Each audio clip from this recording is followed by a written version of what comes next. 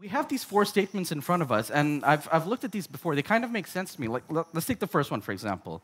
VR and AR will take over. That just makes sense to me. I mean, it's used so much in so many industries, so many applications for it. For example, in tourism, taking virtual tours of different cities. IKEA, for example, you can use AR to design your home. It seems like this is just used more and more commonly. So why is this false? It makes sense. Well, the first thing you want to think about is value. What kind of value does one of these technologies give us? And the second one we want to think about is the progress that's being made in the industry, either extending that value or just bringing the first value.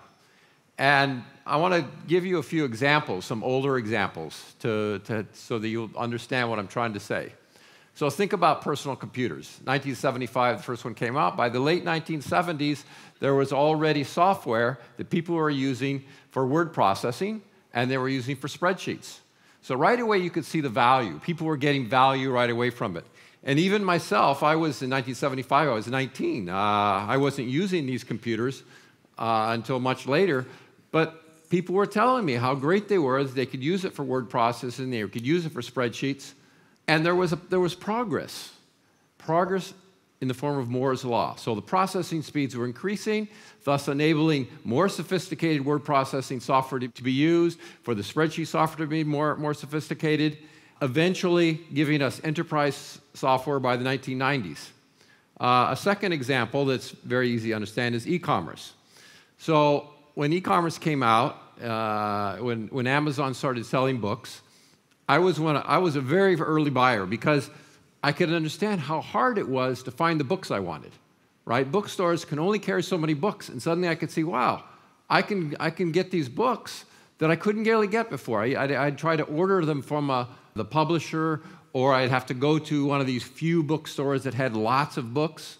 But now with Amazon, I could search for books, I could order them. It was great. And again, there was progress. What was the progress? In terms of bandwidth, in terms of how much, what you could show on your screens, because now you had this high bandwidth. So it wasn't just text, now you could show pictures, and then you could show videos. And that was very important to companies like fashion companies who didn't want to sell their product based just on text. They wanted to have nice pictures, really nice pictures, videos. Otherwise, it would degrade their product. So you could see the progress there. So the value and the progress. Now let's think about VR and AR. It's being used, and it's growing, but it's just very slowly. And you think about the value, and you think, okay, how fast is the technical progress for VR and AR? Well, you probably have noticed that VR has a bigger headset than does AR. But there's another difference. It's that the field of view is much less on the AR than the VR. So even the VR, a lot of VR systems, you'll have like 45 degrees, which is about like this, right? Here's 180, 45. It's not very much, but it's only 12 degrees with AR. Because there's a law of physics of optics called entendue. I'm probably pronouncing it wrong, but the point is, it's hard to make these goggles smaller while retaining a large field of view.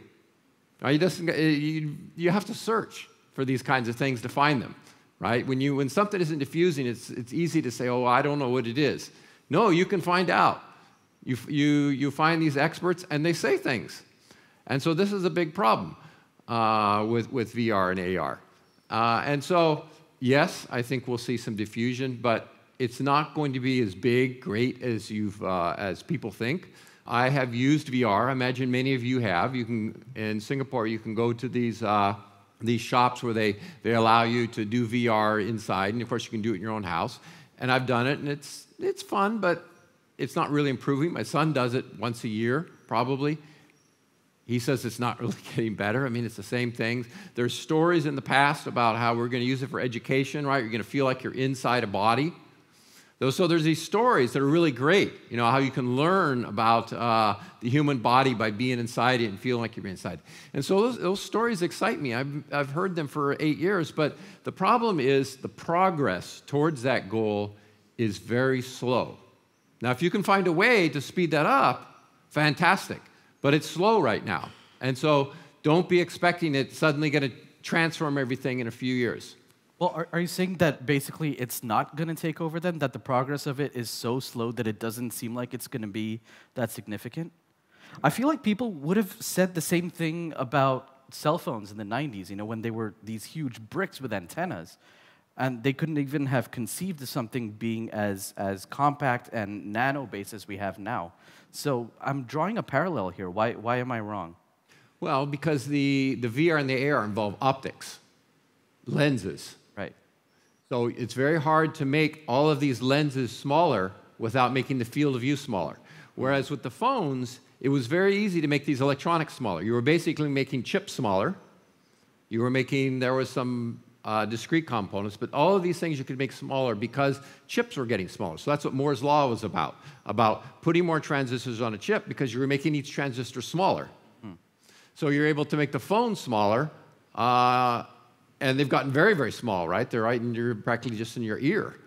So that's a different problem than VR and AR, where you have the optics, where you have the lenses, where you can't make the lenses smaller. Well, what if there was some sort of incorporation with like smart contact lenses or something like that, where you have a sort of hybrid physical and virtual technology? Well, the problem is the optics, right? You can add the word smart to things, which people do, and a lot of times, it doesn't really make a big difference. Now, this doesn't mean that somebody's not going to come up with something new that will make what I've been saying wrong, but we don't really see that happening. Right. Okay.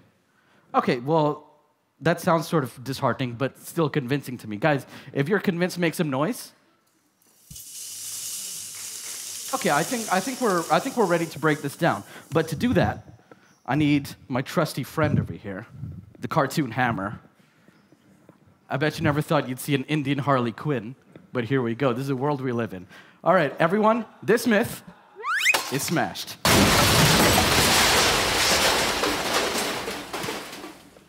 Now, the second one, blockchain is the future. We discussed this yesterday, and it seems like a lot of companies are investing heavily in the decentralization of the internet and getting power away from big tech. It seems like this has to be true, that blockchain is the future. Tell me what's wrong with this? What's the hype behind this? Well, in theory, it sounds very nice. All this decentralization, transparency. The problem is the processing requirements are outrageous. Trying to keep all these versions. Basically, you're creating so many versions of some database. Huge processing requirements, right? And so what happens is that the firms that have implemented blockchain, they've realized that they can't do it in the way that people talk about it theoretically, that it's too hard to do if you save all these versions. So you can't save all the versions. So they have to make some decisions on their own. So they could this permission blockchain where these companies will make some of the decisions themselves about what to keep and what not to keep. And basically it's no longer blockchain because it's no longer transparent. This company's making the decision. It's no longer saving all the versions, so it's not as transparent as you thought it was. And this is why people reporting to the House Subcommittee on Science and Technology in the UK said we could not find a single true case of blockchain. So some kind of what my colleague Patrick McConnell calls blockchain in name only. So it's kind of partially blockchain, but it's not fully transparent. It's not fully decentralized. So he calls it blockchain in name only. So again, now maybe this recent merge, that's supposed to be a big deal. Well, they've come up with a new way to do blockchain, and it's being applied in crypto. So maybe that will help. Maybe that'll help. I don't know, but I know that this new merge, it's about 5 years in coming.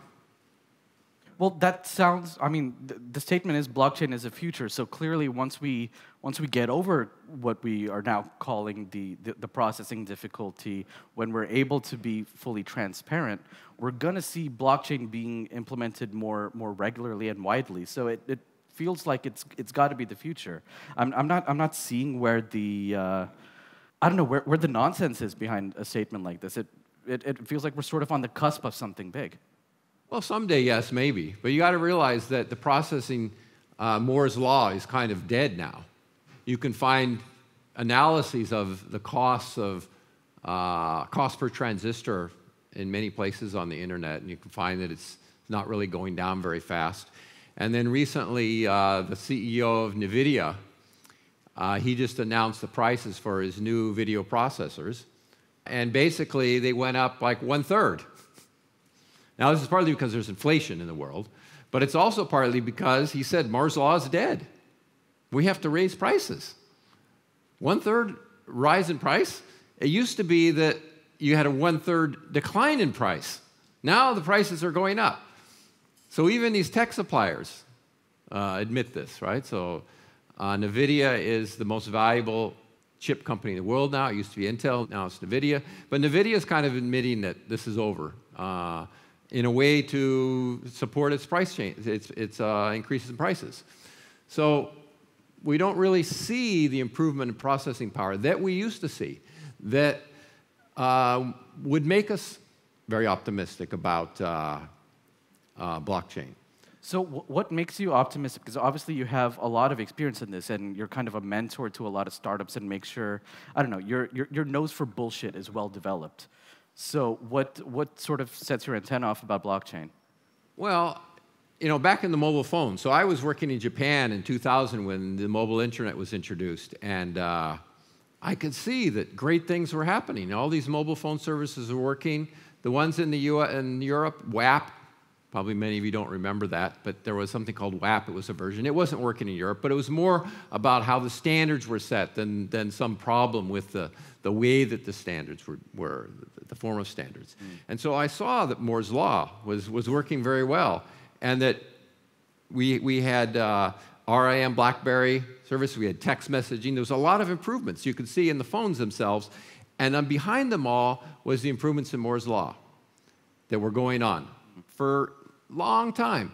But then in the 2010s, they began to slow. And now, when you look at NVIDIA's comments, the CEO's comments, you realize that this is over. This is, it's going to be very hard to have improvements. Now, again, things may change. I mean, maybe this merge is going to have a big impact. And we know that crypto requires a lot of energy, processing power, a lot of energy to do it. Right. And this merge is supposed to solve this problem. And by association, it might help blockchain. But I wouldn't hold your breath. By and large, you're cynical. Yeah. All right, that's also making sense to me. If you're convinced, make some noise. All right, I think we're ready. This myth is smashed. I'm going to swing around you. Because this is something that actually concerns a lot of people in this room, especially in this city. Startup growth is good for the economy. It's got to be. I mean, it's fostering innovation, creating jobs. How is that not good for the economy? Well, I think it's good for the economy, and certainly historically, it's been great for the U.S. economy. Many of America's leading firms were startups, 20 years ago, 30 years ago. Facebook, Microsoft, Apple, there's Oracle. There's a lot of firms, a lot of startups that really add a lot of value, provide a lot of good products and services. The problem is the ones that have been started since about 2005.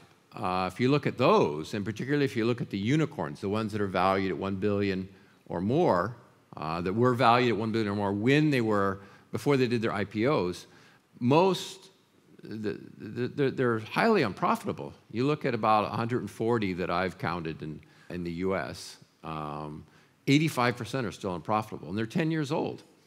And if you look at cumulative losses, not just the annual losses, but the cumulative losses, so if you add up the losses. It's year on year. Year on year. If you add it up over time, you find 17 companies, 17 unicorns with more than $3 billion in cumulative losses. Now, why do I choose the figure 3 billion? Because that's how much in cumulative losses Amazon had in 2004, the year it went profitable. So everybody likes to say, well, if Amazon did it, then anybody can do it. Well, it's hard to believe that, right? It was a great company, and it was offering a service that provided a lot of value, right? E-commerce, a lot of value to people. So today's startups, they're not working as well as the ones in the past. And so it's harder to be optimistic about startups as much in the past. Now, still there's 15% that are profitable. So there are companies like Zoom, like Airbnb, Moderna. So there are some American startups that are profitable. So it's just that it's harder than it used to be. What makes it harder than it used to be? Is it a crowded marketplace? Everyone wants to be the next Mark Zuckerberg? What's happening here? Well, I think that the technologies aren't as good. So you take Uber, for example. It's just a taxi service. My food delivery, we've done food delivery before. I mean, I used to get the milk delivered to my house when I was a kid. Almost everybody got the milk delivered to the house when I was a kid. Right? This delivery has existed, right? We order pizza, we order other things. And now these delivery companies think that they're revolutionizing it. So if you have an idea, it has to be really good. That's going to impact on how much money you make, right? And this idea that, okay, we just emphasize growth and then we're going to emphasize profitability.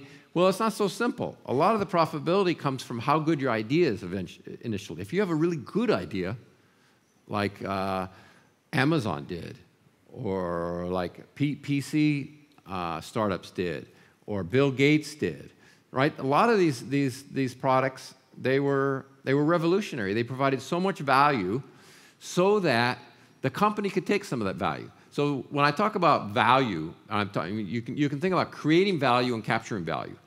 The more value you create for everybody, the more you can capture, right? And so when we talk about creating value, we talk about value that's created not just for the company, but for the user, for the suppliers, right? For the whole ecosystem, right? That's what drives those systems. The more value you can create, the more you can capture. But if you don't create a lot of value, like Uber, it's just a taxi service. You can't really capture a lot of value without trying to give your drivers lower pay or something like that. That's the position you get forced in when you don't create a lot of value, is that you have to take it from somebody else, right? And that doesn't make people happy. I'm sure that many of you don't want to do that, right? You want a startup that's going to make everybody better off, right? That's the dream. It not only makes you rich, but it makes customers happy. So the customers say, oh, you developed that. That's fantastic. I love that product. So they're there. I think the ideas are there. It's just harder to find them. So what's the last startup that actually got you excited? Like, hey, this is valuable. This is a good idea. Fundamentally, this can work. When I heard Airbnb, I like. Now, the challenge, the Airbnb has big losses, though. Now, most of it come from the pandemic when, people couldn't travel. But the other problem is that there are some people who damage these places. So now they have to spend lots of money cleaning up after those people. They have to have lots of money in dealing with the legal aspects of it. Now they have to charge people. A lot of these Airbnb rentals will charge people huge monies to clean them up, or else the people have to clean it up. So the value's kind of gone down. It's been destroyed kind of by other people. But in general, I think it's a good idea. I think it's a good way for people in a tourist town to make money, right? You live in a tourist town. There's no jobs really other than tourism. And now you are able to rent out your house. So I'm seeing you saying a lot of good things about Airbnb, and that does democratize the sort of innkeeper job, basically. So anyone can actually make some money just from their real estate now. Yeah. So how is that not good for the economy? That's true. Oh, it's great. I think it's great. I think it's just more challenging than people thought because of users who destroy the houses, who don't clean up. It's harder to do these things. I think a lot of people didn't think about them. I didn't think about that. I didn't think about the fact that it's easier for a hotel to provide security on the rooms than an Airbnb owner. Or it might even be cheaper to clean up if you're a hotel, because the cleaners just go from room to room to room, whereas they have to travel in a car maybe for Airbnb. So the costs go up. Right? All of this is about costs, right? It's about value, but it's also about costs. You have to think very carefully about the costs you're going to have to incur and the value you're going to provide. So basically, in concept, it's a great idea, but in practice, there's a lot of pitfalls that it can fall into.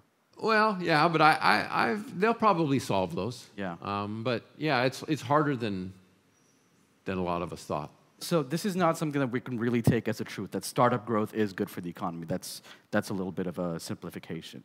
Yeah, I think that good startups provide lots of value, profitable startups, they're really good for the economy. So some startups are. It's a matter of looking harder for them, right? I think there's a tendency that there's been so much hype about startups and technology that people don't ask enough questions. Right. People just jump on it and just say, oh, this is great.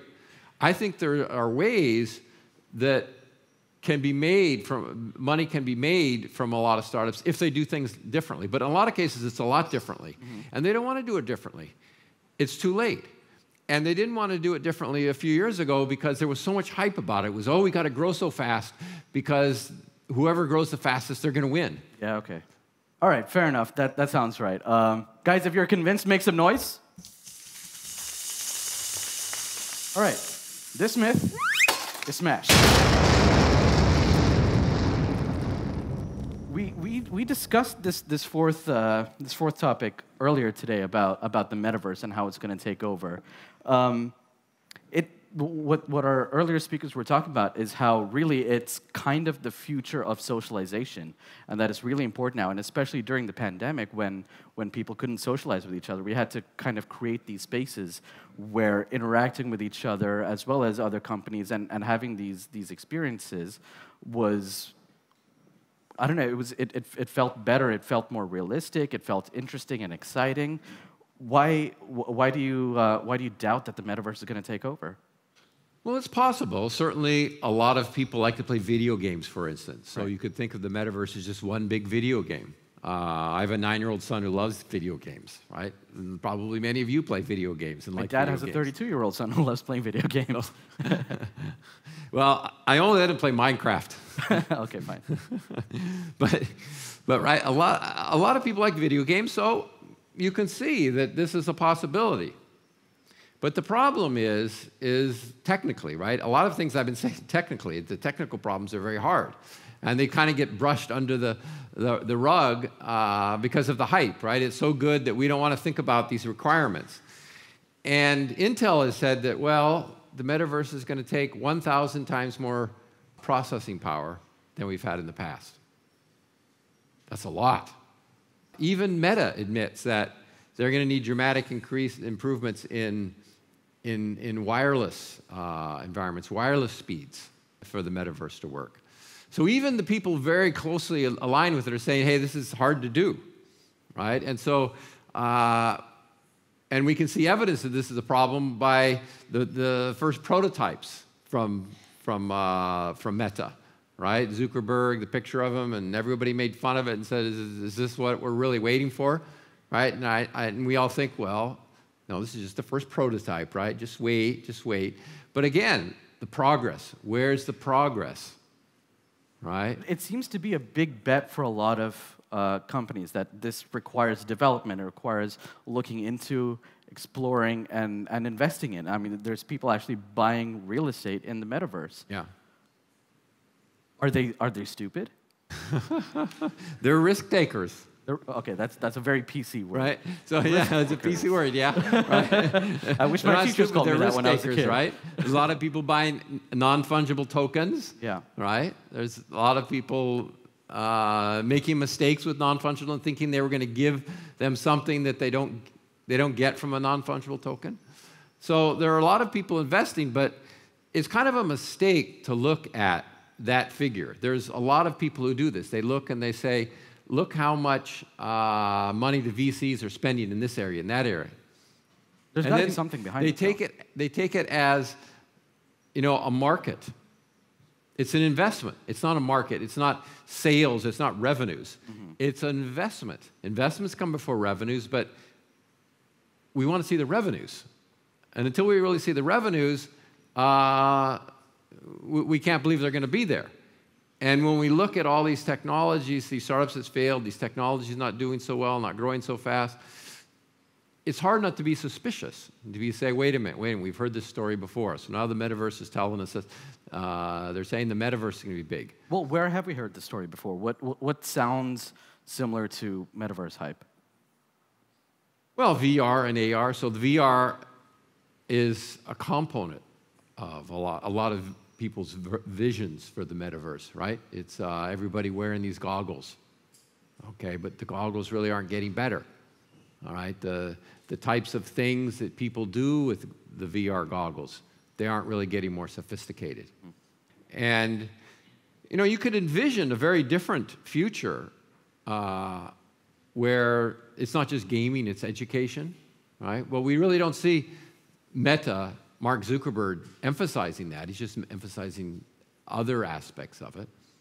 Right? What do you think are positive applications that the metaverse might potentially have? Well, I think that I was very excited about using VR for education 10 years ago. You know, it never came about. Yeah. But I still think that those things can be made to be done. They can be done. But, you know, and I realize that a lot of people like to play video games. I don't, so I'm not going to understand it as well as they do. Mm-hmm. But I want to see the excitement by gamers. And a lot of times what I see are articles by the game suppliers are excited because they want to sell NFTs. But the gamers themselves don't want the NFTs. Right. Right? Because the NFTs really, they don't really provide value. It's a piece of digital art that they're going to sell. Right, and it's also a totally different way to look at what commodities are. Yeah. And what ownership means. Yeah. So you're skeptical about the metaverse taking over? Yeah, I'm skeptical. Are you guys skeptical? I'm starting to get a little skeptical. Make some noise. All right, would you like to do the honors, or should I continue? Sure. Yeah? It's a little heavy. Get a good grip. All right. This myth is correct.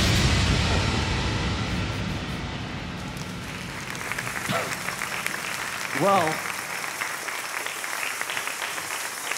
I thought I was going to come out here like the young buck teaching a boomer what was up, but it turns out I've been humiliated in public and on a stream. Hey, so, I even got some red paint on there. Absolutely. You drew first blood. It's great. Give it up for Jeffrey Funk, everybody. Thank you so much for joining us. Okay.